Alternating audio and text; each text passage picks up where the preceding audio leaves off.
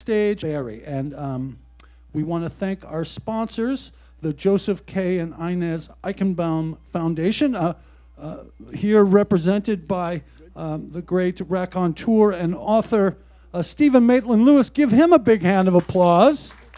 He has a new book out, The Legacy of Atonement. And if you live in New Orleans, and he's going to do something later in the year at the Ladder Library, and you should check that out.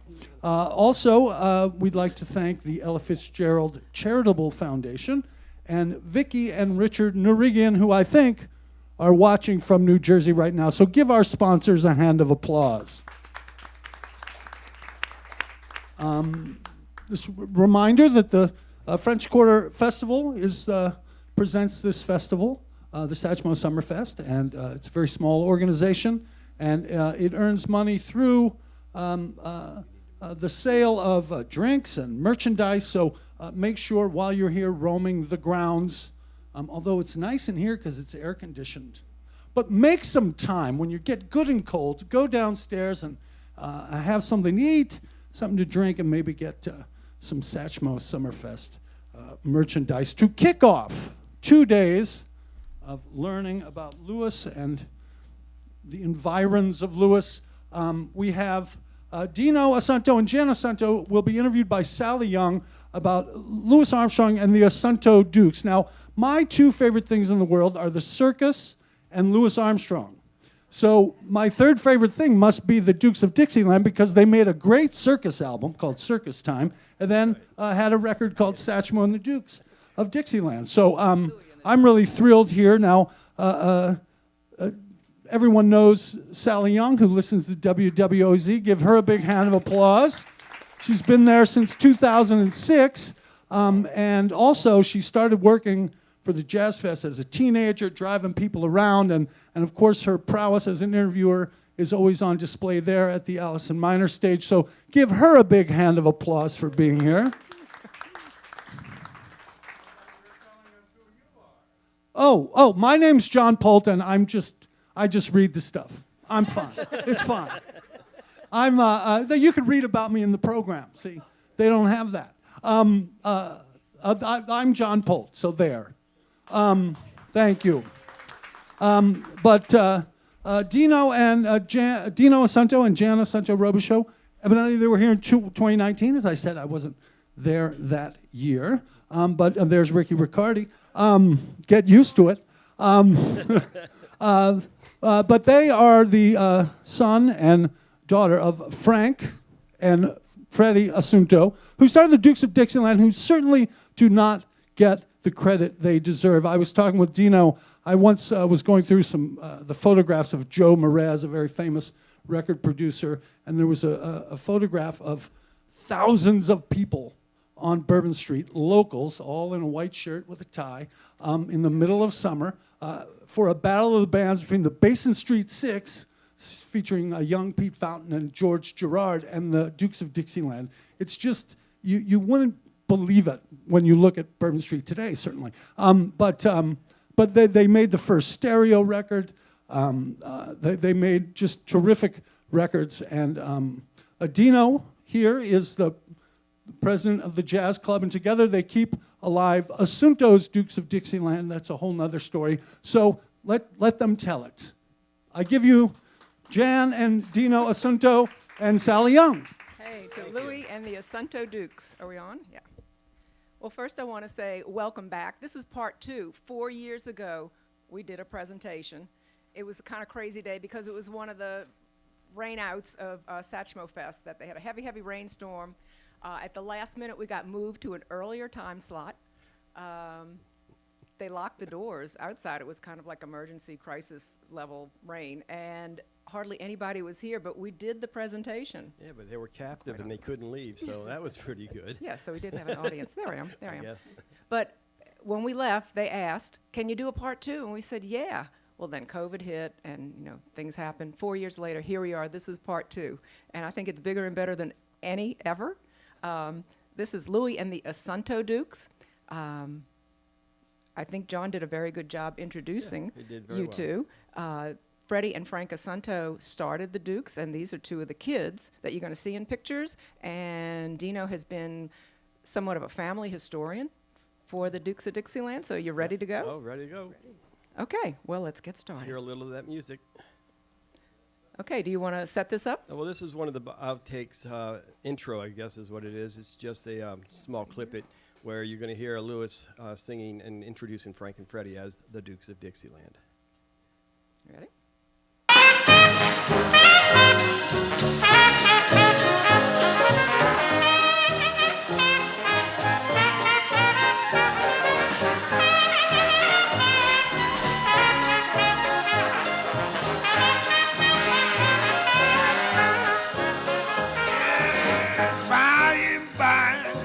When the morning comes, all the saints of God is gathering home.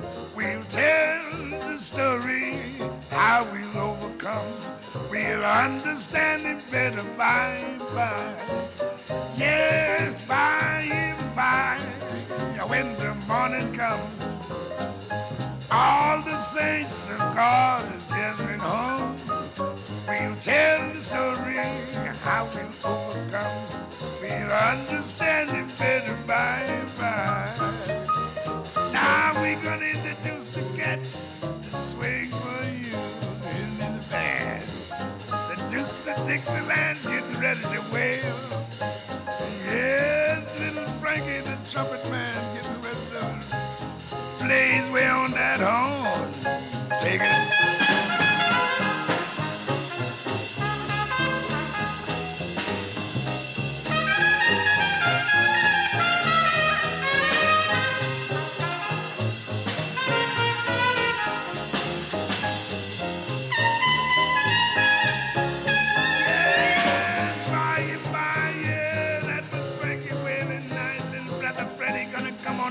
Trombone. Yeah, he will tell the story. I will overcome. We will understand him, yeah, right now. Take it, Brother Fred.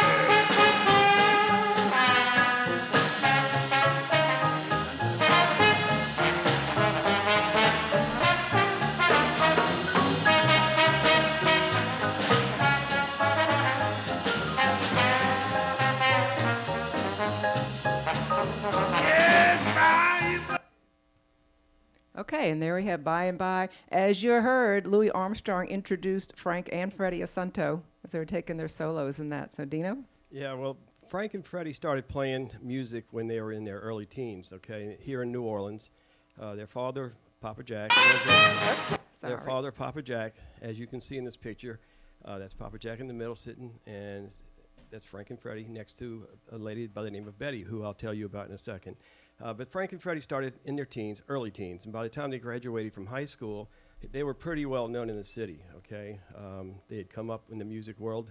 Like I said, their father, Papa Jack, had been a musician here in the city professionally and got paid and first recorded, I think, in 1927. His first playing was in the early 20s. So the Assuntos have been in the city of New Orleans playing for quite some time. But there was a small circle back then. Obviously, everybody knew each other. So when Frank and Freddie got ready to graduate from high school, they changed the name of the band that they were in to the Dukes of Dixieland. But prior to that happening, they met a girl by the name of Betty Owens, and that's the lady you see, or the young girl, I should say, in that picture. Betty came out of Baton Rouge, out of West Baton Rouge, and as a child, she was known as a hillbilly singer, and she corrected me many times when I said country. She said, "No, Deano, I'm hillbilly." And in Baton Rouge, she was known in that circle at the age of from 6 to 9 years old. She was seen at the governor's mansion all the time because she was singing with then Governor Jimmy Davis at the time, and he was known as the singing governor, which sang "You Are My Sunshine." That's where the fame he came from. So she moved to New Orleans, and just so happened she came across Freddie and Frank on one day at a Mardi Gras parade, because Frank was still in high school. Freddie had already graduated from St. Aloysius, okay? And Papa Jack was the musical director of Redemptress at the time. He would make Freddie actually get into a uniform, in a Redemptress uniform, and perform in the marching band, even though he was already in college his first year. So that didn't go well with him, but he did it anyway, because that's just the way the family rolled back then. And so Betty, anyway, met Freddie and Frank. They started playing together. Betty would be known as the Duchess of Dixieland. And basically, that's how they got their start. Now, Freddie would end up marrying Betty. Okay, they got married, had 3 children. And this is their first and oldest daughter, Jan. And that would be her. And then Frank ended up marrying his high school sweetheart, who was a beauty queen, a Miss New Orleans beauty queen. Her name was Joan Bartett, and she was from Paradis, Louisiana. And they had 4 kids, and I'm number 3. And then my name is Deano, as I've already been introduced. But like I said, we've been in this city playing for a long time, and it's, how do I say this? Papa Jack had a very deep-rooted sense of New Orleans music. And then, like I said, he was the first Redemptorist professor of music. So we go back. And so in this particular situation as it is, this Assuntos have been playing music, like I said, over 100 years. And today's rendition is being led by my niece and Frank Assunto's granddaughter of a band called the Assunto Dukes that still plays today. So that's 5 generations of musicians here in the city that have been playing continuously. So we get to, how did they meet Louis Armstrong? Well, the story goes directly from Joe Delaney, who was the manager of the band. He had been the manager from the very beginning. When Freddie did his first semester in Tulane University, he was going to be a lawyer. Yeah, right. A lawyer, but that didn't last very long. It lasted exactly 1 semester. But in that semester, he met a man by the name of Joe Delaney. Joe Delaney ended up becoming, like I said, the manager throughout their whole career. They only had 1 manager of the band, and his name was Joe Delaney. We knew him as Uncle Joe. Uncle Joe. Okay. So Joe had some connections, and he knew that Louis was playing at the Municipal Auditorium, and the Dukes were the house band at the famous door, Hip Ginley's, on Bourbon Street here in New Orleans. So during one of their long breaks, Joe got Frank, Freddie, and Betty to go to the Municipal Auditorium to go meet Louis, and they went backstage. Now, like I said, it was a small community. You know, the musicians all played in the same arenas and same venues, and they all knew each other to a certain degree. So that's when Frank and Freddie were introduced to Louis Armstrong. And that was approximately 1952 and whatnot, but that was at the Municipal Auditorium. Okay, I think there's a story involved. Here's Louis in his dressing room. It's a dressing room. Well, not only did they play the same venues, they also did television shows together, like the Timex Jazz Hour and the Gary Moore shows and things like that. And so Betty tells me years later, it was very many years later, Frank and Freddie had already died by this time, and I used to go sit and talk with Betty all the time, and Jan had already moved out, raising her family and whatnot. So Betty loved to tell me stories, okay? So this is one of Betty's stories, and I'm going to try to do it the way she told me, okay, because I think you'll get a better feel for it. So we're talking, and she says, "Oh, I got to tell you about Louis." She goes, we did this show, and we're in the dressing room, and I'm in the dressing room with your dad and Freddie, and Freddie looks at me and says, "Betty, would you go down the hall and knock on Louis's door and let him know that he's going to be coming on stage in a few minutes? They're going to call him up." Now, keep in mind, folks, Papa Jack was born in 1905. Obviously, he was only maybe 2 or 3 years younger than Louis, okay? And then Betty and Freddie and Frank were a lot younger, okay? And we're talking a lot younger. So at this time, Betty's maybe 25 years old when her bandmate there, Freddie, before they got married, tells her, "Go knock on Louis's door." So she does. So she walks down and she looks at me as she's telling me. Her eyes brighten up, get real big and bright, and I'm like, "What's up?" And she says, "Well, I knocked on his door," and he says, I hear the voice say, "Come in." And so she opens the door. She said, "I opened the door, Deano." And I said, and then she busts out laughing. I said, what happened? She goes, "He was standing there butt-ass naked." What is that? And I looked at her and I said, "What?" She said, "He was butt-ass naked." I said, "Well, what did you do?" She says, "Oh, I slammed the door and I ran back to the other dressing room where Frank and Freddie were, and I could not believe, and I'm laughing at this point." And I said, "Well, that's a very good memory." She says, "Oh, no, I got more." I said, "Oh, jeez." She goes, another time, not too long after this, they were at another television shooting for another show, and this time Frank tells her, "Hey, Betty, go knock on Louis's door." And she looked at me and she goes, "Deano." I said, "What'd you do?" She said, "I told him no, I'm not going." And I said, "Really?" She goes, "Yeah, but you know your dad, that Sicilian smooth talker. He convinced me, so I went." And she goes, "I knocked on the door, and this thing," she goes, "but I was ready." And I said, "What do you mean you were ready?" She goes, "I knocked on the door. Louis says, 'Come on in.' So I said, 'Are you dressed?' Louis says, "Yeah, come on in." And she goes, "I'm smart. I knew it was up." She opens the door. He's butt-ass naked again.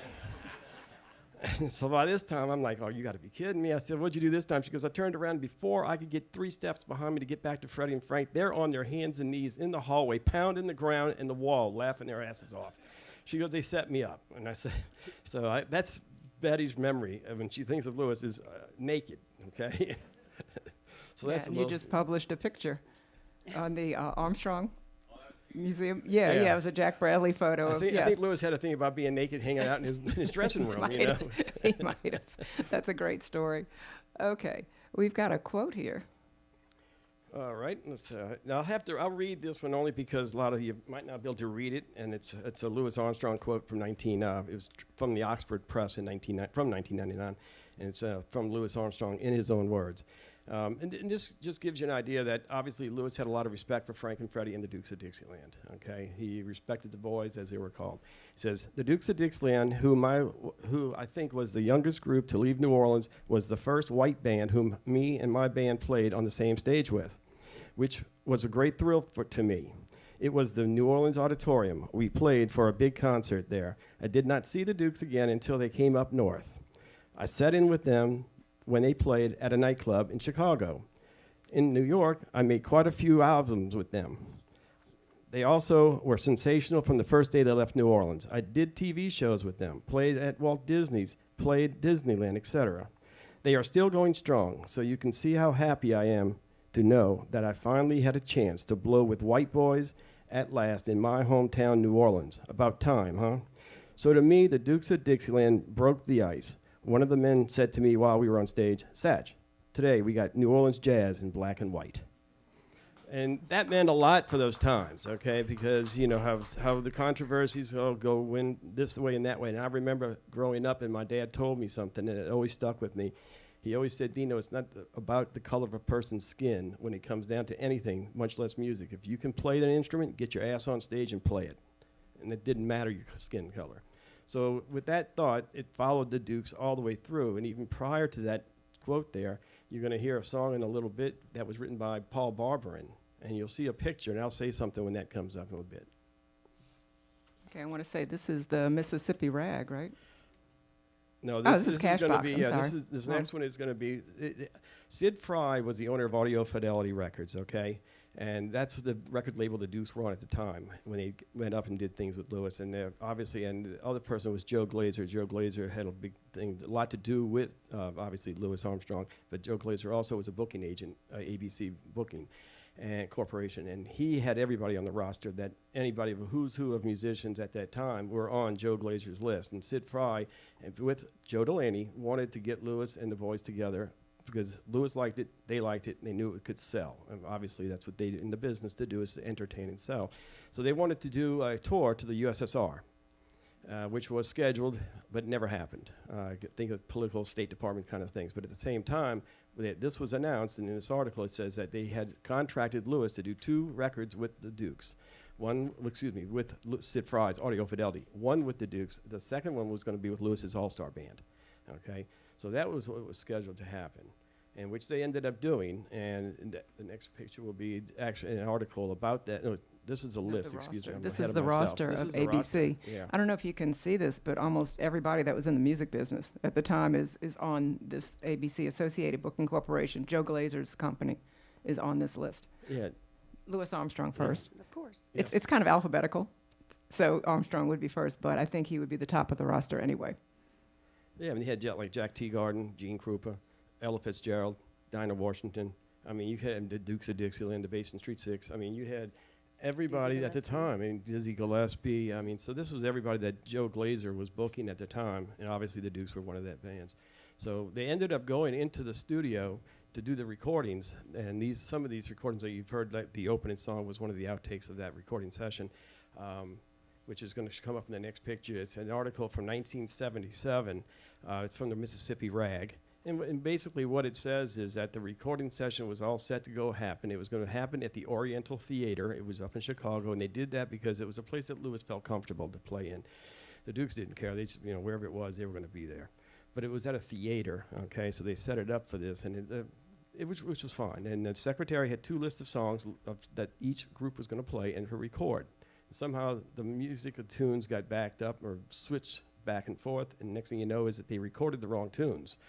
So what the All-Stars did one set of songs, the Dukes did another set of songs, and it wasn't supposed to be that way. Decca didn't like that idea, so Decca came in after they heard it and said, no, you can't do this. In the meantime, Sid Fry was a stickler, okay? I mean, he loved studio quality. If you listen to any of those audio fidelity recordings, you could listen to them today and actually think that they were recorded yesterday because the quality is that good.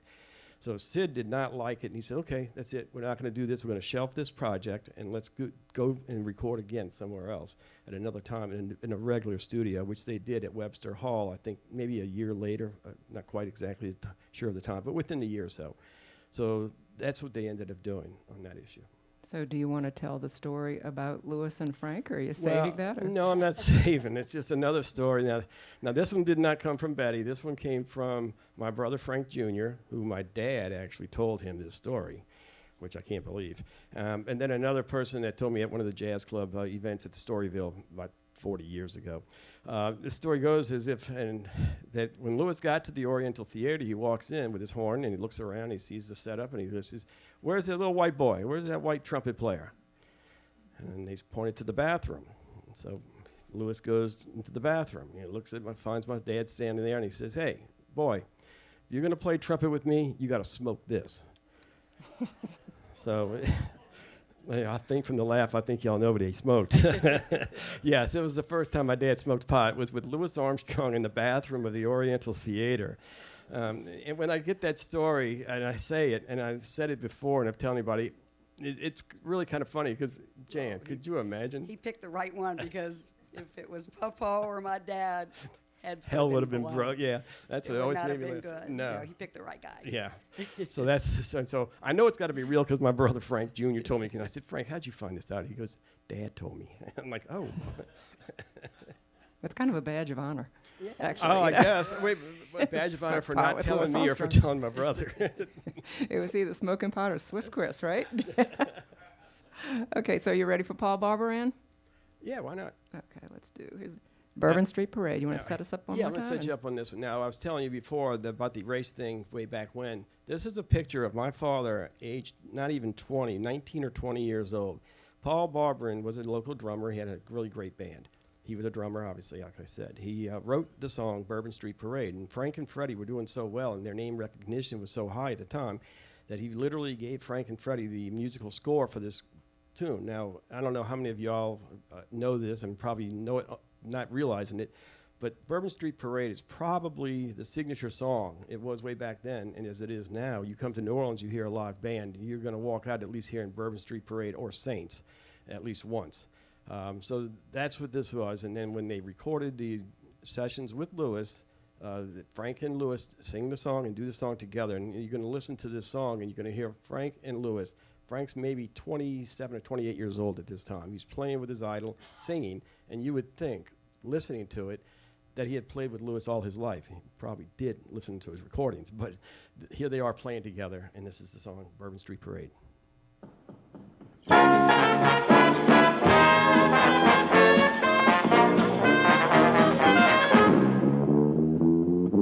Let's fly down or drive down to New Orleans.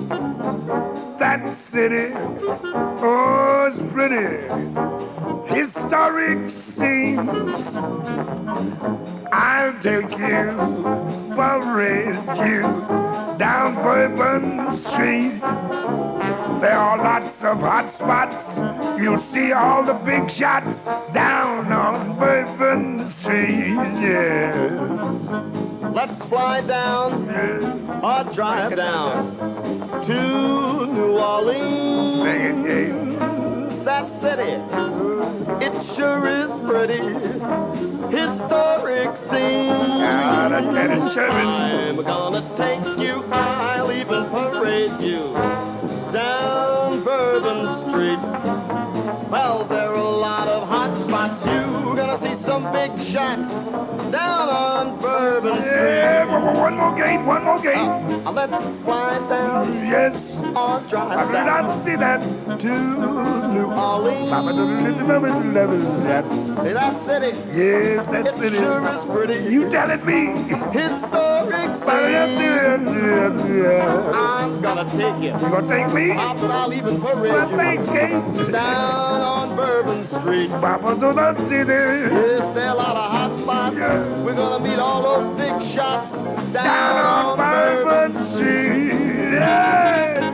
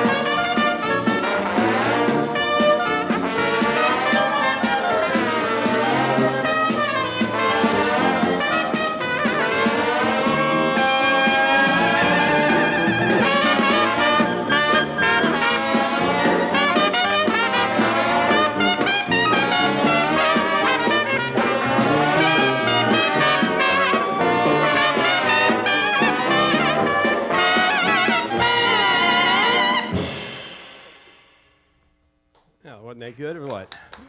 You would think they played all their lives together with the way that sounded. And if I'm not mistaken, in that article, that Mississippi Rag article, it's very in-depth. And I think it says that they only took maybe 3 to 6 times to make that recording, or to, you know, do that song, to have it recorded, which I guess in the music world, to me, is pretty good. I mean, you know, normally you got to play with a band for quite some time to sound that good and that tight. So here we are at the Oriental Theater. Yeah. And now some of these pictures that we're going to go through here, these photos or slides that were given to me by my grandfather, Papa Jack, before he passed away. He had an extensive slide collection, and as I was going through them, I realized, wow, that's Louis. And I put 2 and 2 together, and then realized I had a series of slides that we could share with everybody, which is what we're doing here. And then you can see Louis. And you'll notice the openness in the sound, like I said before. Sid Frye did not like the way that it sounded too open, airy when they did the recordings. And you can look at that picture, all the air and space around those recording devices or microphones. It just was not good to do a real stereo or real recording in that type of atmosphere.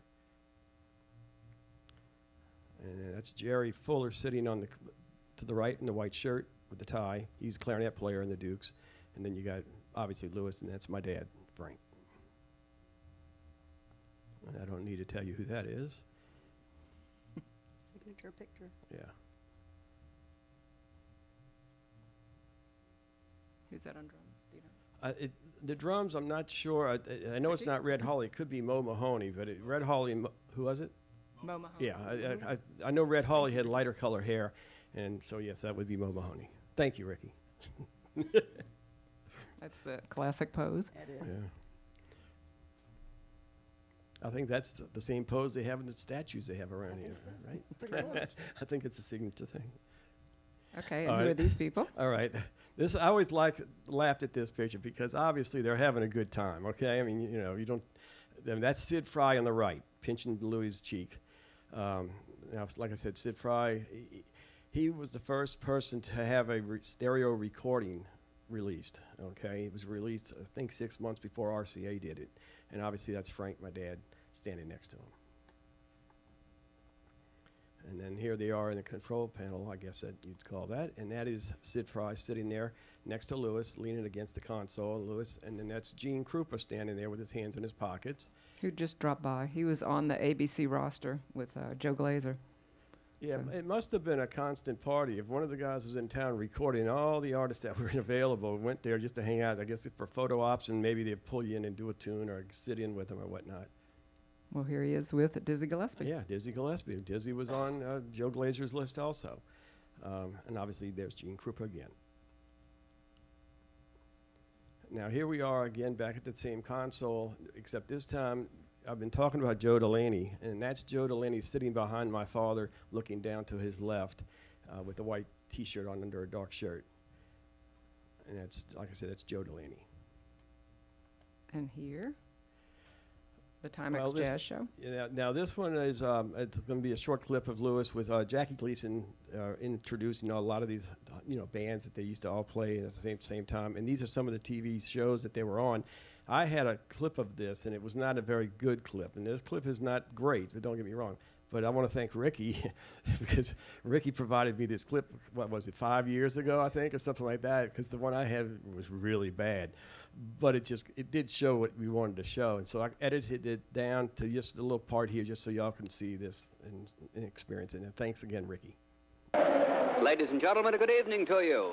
This is John Cameron Swayze for Timex Watches, speaking to you live, I'm glad to report, from Broadway, the fabulous Great White Way, where inside this theater there is starting one of television's most exciting events, the Timex All-Star Jazz Show.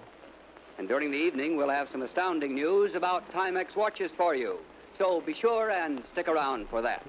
But right now, let's all go inside for jazz. Good evening, and welcome to the golden age of jazz. I love the stencil letters. And what a thrill They this use is the for national me television. to be here on the Timex All-Star Jazz Show, surrounded by the greatest bunch of jazz musicians ever assembled on one television program. These are the giants of jazz. There's Louis Armstrong, Duke Ellington and his full band, Dizzy Gillespie, George Shearing, the Dukes of Dixieland, Gene Krupa and Joe Jones, Roy Eldridge and Bobby Hackett, Coleman Hawkins and Big Dickinson, Bill Hinton, Marty Napoleon, and the girls Dakota Staten, Ruth Olay, and Barbara Day. And here I am, just like you, a guy that's nuts about jazz, died in the Wool Jazz Fest.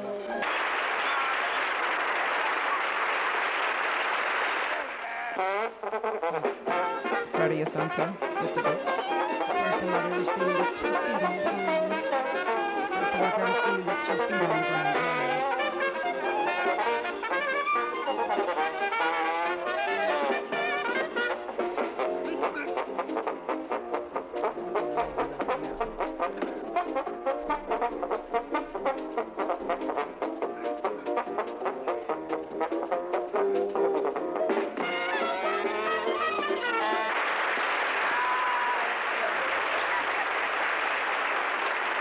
How about those guys?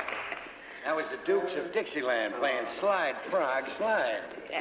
Say, listen, wasn't that tailgate trombone that guy was playing? Yeah, let me tell you about that tailgate trombone. Yeah.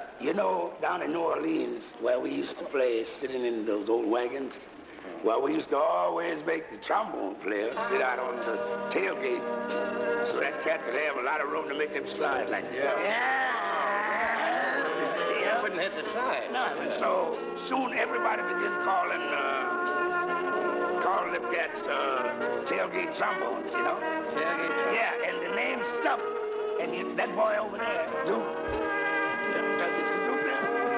You mean the guy that played it? he plays it They real all play that kind of stuff on the way to cemeteries and funerals and Yeah, he everything. plays it real good. You know the way they played it? It must have been a pleasure to die. Well, I mean, I died once myself there almost.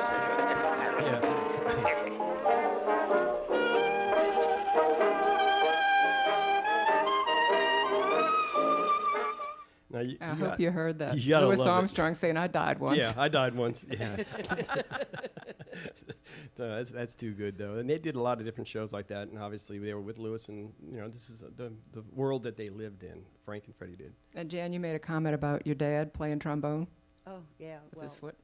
oh, hardly ever when he played. He was the behind scene Duke, as Yeah, Louis Louis, as yeah, Pops calls Duke. him. Uncle Frank was the front head guy. All my dad wanted to do was play music. Just wanted to play his horn. And when he did, there was nothing else in the world. That was what it was at that time. And he hardly ever, I'm surprised he even had one foot at sometimes. I think at the top of his tippy toes was the only thing on the ground when he was playing. Well, we talked about the band playing, and we saw him with Louis Armstrong. There was a period where the Dukes of Dixieland lived in Las Vegas. Yeah. They had a residency there. Yeah, they moved there. They moved to Vegas in about 1954, before Vegas was really Vegas. I mean, it's not what it is now. Even even in the 60s, it was a lot bigger. But it was the early days of Vegas when everything was just a desert. It was one little light bulb in the middle of the desert, basically. So they moved out there and lived out there, and let me make sure. And I think we missed something, Sally. Did we? We've got to talk about Betty and Joan, how young they were. Okay. I may have missed it. Okay, yeah, well, we were in Vegas. Okay, and what it was the band was also playing in Vegas regularly. And prior to them moving there, they were staying at a hotel. And then the girls, Joan and Betty, had been on the strip looking for something to eat. It was late at night. And obviously, and here comes Louis they couldn't find anything, so they were hungry. So here they are coming back, and this is another Betty story for you. So they're coming back to the hotel, walking the lobby. Here comes Louis. And Louis says, "Hey, girls, what's up?" And they said, "Well, we're looking for something to eat." And Louis says, "Yeah, I could do with some food, too." And they said, "Well, there's nothing out there on the street." They said, "What are we going to do?" And next thing you know is here out the back comes the cook for the hotel. Obviously, the restaurant was closed. So Louis looks at the cook, and they all start talking. And the cook says, "Oh, y'all hungry? Come follow me." So he takes them in the back into the kitchen. And the way Betty described it was that they sat down to a buffet of Chinese food, okay? I mean, they put out a spread of food. I said, "Y'all ate everything?" She goes, "Oh, we sat there. It seemed like for hours eating and talking, cutting up." I said, "Okay, no, that's great." And then she starts laughing. I said, "What?" She goes, "Well, we went to go leave. And as Joan and I, my mom and Betty, go to leave to go to their room upstairs, Louis looks at him and says, 'Hey, girls, take these before you go to bed. It'll help you digest your food.'" So, and I'm thinking to myself, just like, oh, you know what's coming, okay? But the girls didn't know this. And remember, they're in their mid-20s. So they're like with Louis Armstrong. This is the guys there. This is as old as their father-in-law, even older, and this is a famous guy. And we'll take that stuff. Yeah, so they went to the room, they took it, and Betty, I said, "Well, what happened, Betty?" And I called her Aunt Betty. What happened, Aunt Betty? And she said, "Well, Dino, the next day, we couldn't leave the room." She said, "Your mom and I were fighting all day for the Bacauza." And I said, "Bacauza?" And she said, and I find out it's hillbilly for toilet. She says, "Well, we worked that water system so much." She goes, "We couldn't leave." I said, "Well, what did Frank and Freddie say when they found this out?" And then they said, she says, "Well, they both looked at us and shook their heads and said, 'Girls, you're never going to learn. You're never going to get it.'" Obviously, they were the butt of a lot of jokes and a lot of practical jokes, that is. And obviously, they didn't know what Swiss Chris was. They found out that morning. So later on, obviously, they ended up coming. Louis came to our house and Jan's house. This is our house. Yeah, and you can tell them this, Jan. This is our house. Well, of course, Louis, my uncle. We haven't decided who. Oh, this is my cousin Gina, my brother Mike. In the hallway, playing yeah. the trombone in the hallway. I'm assuming this is my dad. Yeah, that looks like Freddie to the right with his back to the camera. Yeah. And obviously, Louis telling something to my dad. He's probably laughing about the quiz. You probably so.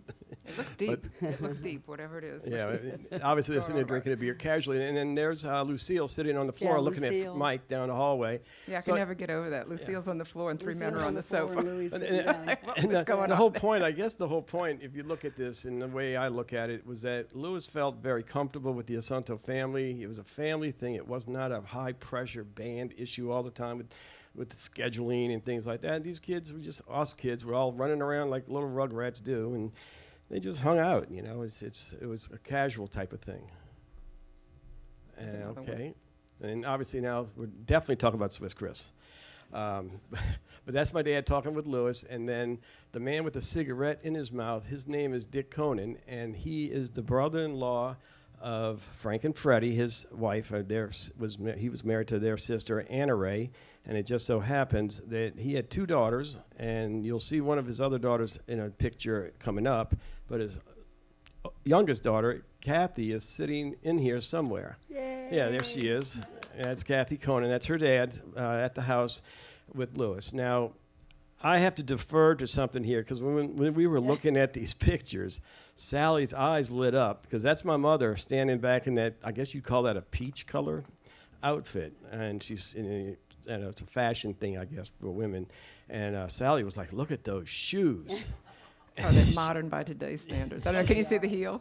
It dips in. She was amazed. She was like, I love those things. She was a beauty queen. Yeah, well, that's right. Well, she was a Miss New Orleans beauty queen. So, and like my dad, like my grandmother used to say, she's got a Cadillac taste. Trust me. You know, everything had to be Cadillac for her.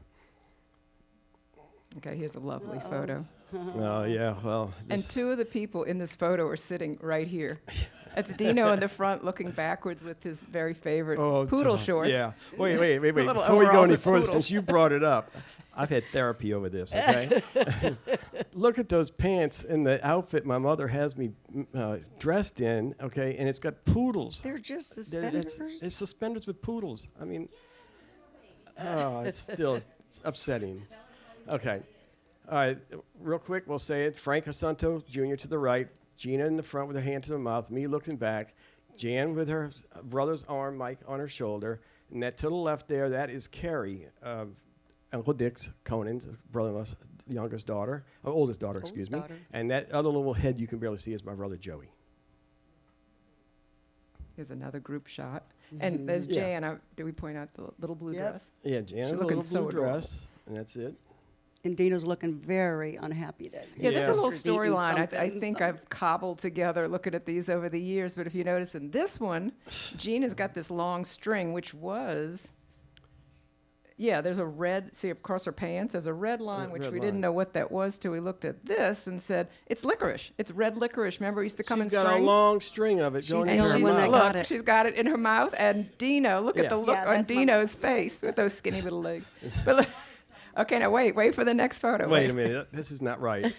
Now, the licorice is gone. They're in Lewis's lap, and look at Deano looking dejected. I think he's in a timeout. No, I think I think something happened with the licorice. well, if you look Mom at my lips, took they're the red. licorice away and Look moved how him red to my lips are.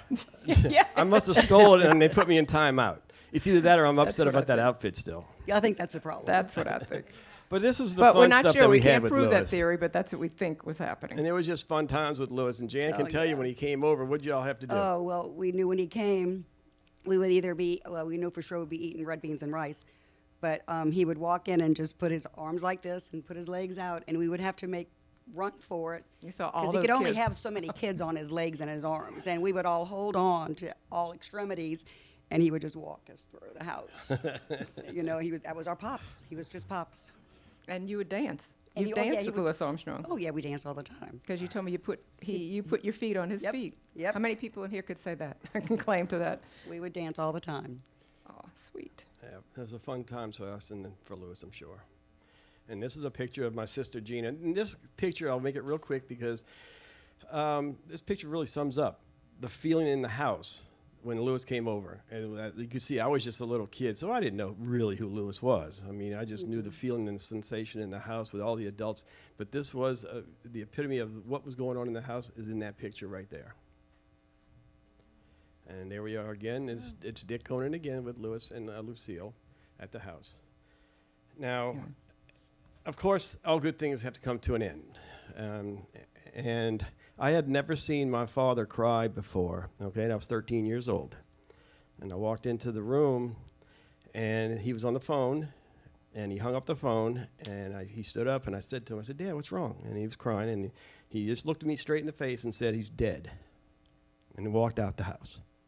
I found out later the reason why he walked out the house was because he went over to Jan's house, to go see Betty, to tell Betty that Louis had died. Okay, so obviously at 13, I didn't know the ramifications of all that. But I did have a lot of artifacts in my family's archives and boxes and big black chests that followed us around. And one of them was a copy of a letter that he had written to Lucille on July 10th, 1971, just after Louis had died. And here, and I'll read it for you. Dear Lucille, yesterday was the second saddest day in my life. The first being that one. The first being that one 5.5 years ago when I had to bury my brother. I do pray, along with the rest of my family, that you, Lucille, can go on and be happy in life, even though Louis is no longer here. God, how I loved that man and still do. He alone is the reason I play trumpet, sing, and try to entertain and make people happy as he did. My family and I send you all our love and prayers. And oh yes, thanks.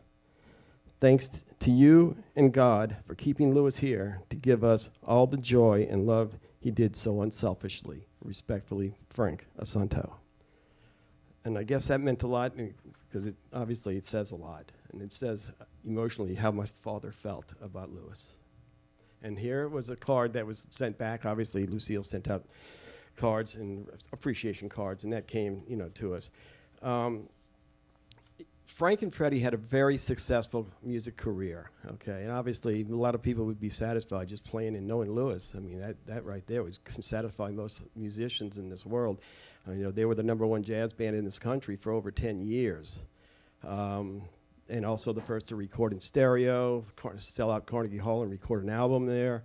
But sadly, they didn't live long enough to see the fruits of their labor and success long term. That's because Freddie, he died at the age of 36 in 1966.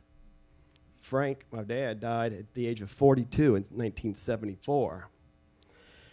So, it's being here today and celebrating all this is definitely something that makes the Assunto family very proud and very happy.